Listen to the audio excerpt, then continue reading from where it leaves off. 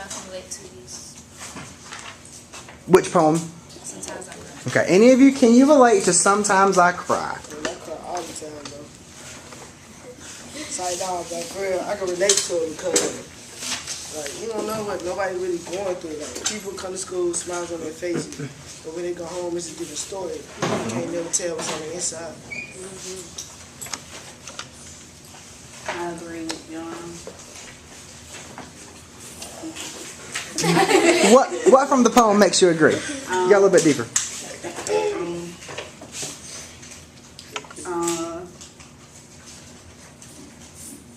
It says, sometimes when I'm alone, I cry because I'm on my own.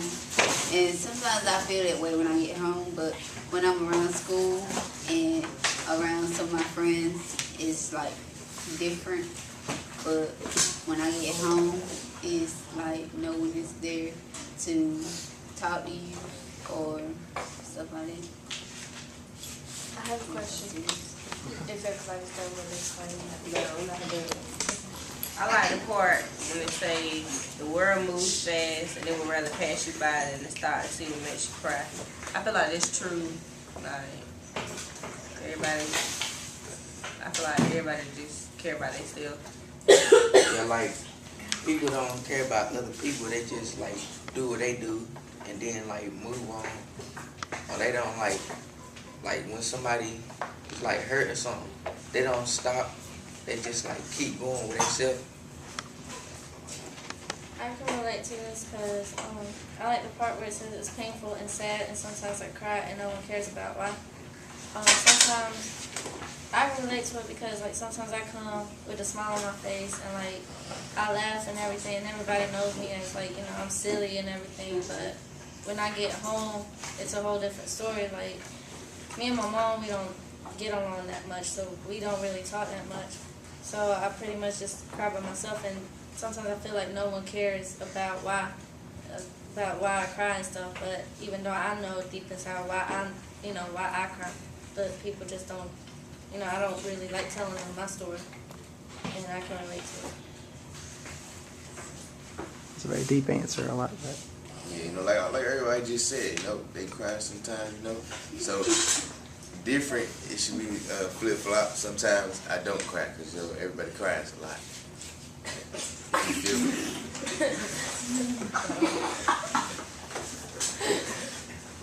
Alright, so we're going to get to your question now. What do y'all think they flow with life but take no form?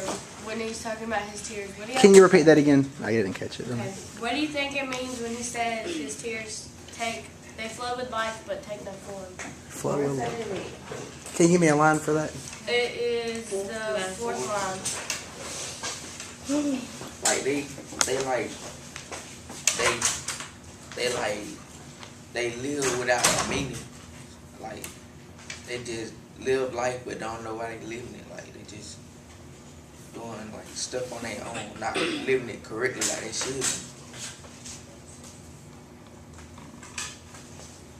Can I explain what I think it is? Okay, go ahead. I think it means like they come out when they come out of his body, they're full of life, but yet they don't have a meaning, so it's not like they affect anything.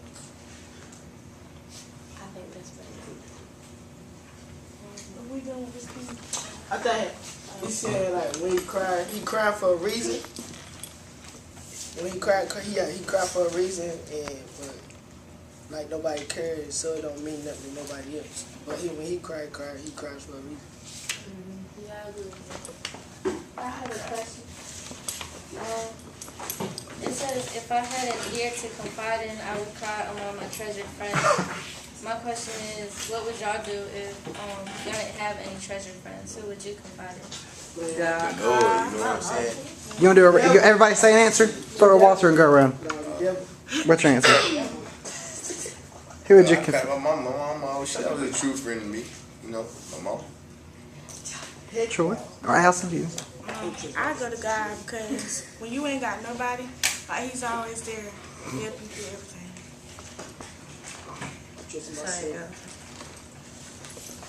John?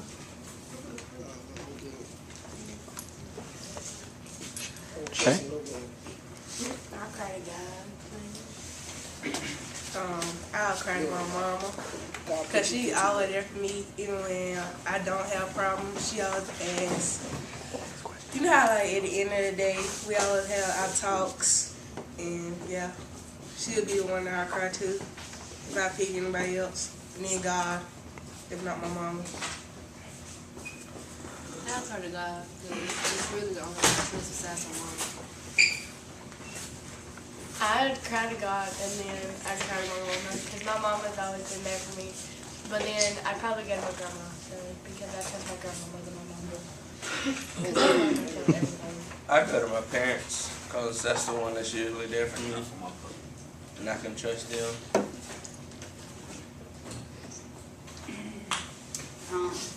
I'll confide in God first, and then I'll confide in somebody that I can really trust and tell things to, and that I know like can help me, because I can't confide in my parents because I ain't with them, and that's it. I just pray for a better way to make it through. Like, just pray that something happens so I can be better. Did you answer your question, Brandy?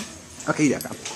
Allison had a question. For Under the Skies Above, like, do you think he mad at God for taking his child? I don't. I think he's mad at himself. Or, I don't even see if he's mad. I think he's just waiting for that right time. Because then he's saying he'll come back. Basically. Okay, do you have something? You sound like you were jumping to say something. Sure. Okay. I don't feel like he's mad. I feel like he's curious to know why it happened, or like where the child is or something like that. But I don't think he's mad because it ain't nobody's fault. I agree with your interpretation. Go ahead, Shay. I think he's mournful, but he accepts what God had chosen. I don't think he's mad at anything about it. You were also one of the only ones that put curious, and that's the vibe I got from it too. He seems curious about what happened. Another question? Anybody else on this one? Okay, another question. Anybody? Yeah, go ahead. Oh, if you had a statement about it, you can make that or another question, whatever you choose. Okay, go ahead. We're under the skies above. Whichever you choose. Either of those.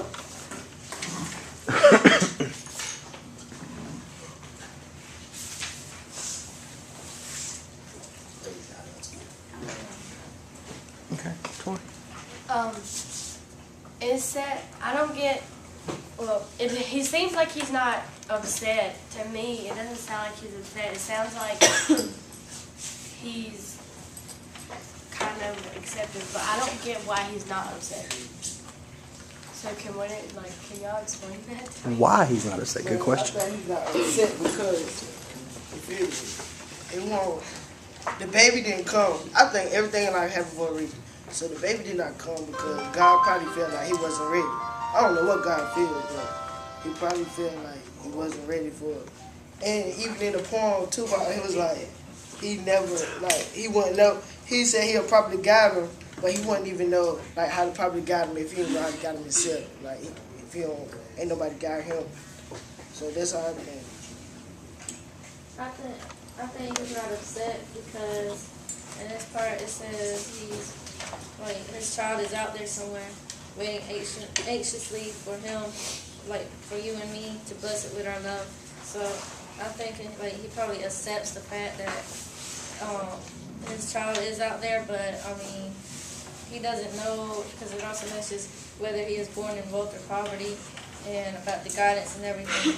He welcomes it because it was a gift, even though it was a miscarriage and everything. I think he just accepts it because he thinks that, like John said, everything happens for a reason. Yeah, but I believe that he still, kind of get mad sometimes or cry about it as because he said, in my dreams I imagined what it would be like. So he still want to have a child. Like he wish it was still there, but then again, you don't get upset over it like a female would. I got something to say. When I was reading this poem, before I started reading the title, I was thinking that the child, it wasn't a miscarriage, like he was getting ready for the child. So that's why I didn't really understand why it was like after the miscarriage. All right. Now, we're not done, but we're done.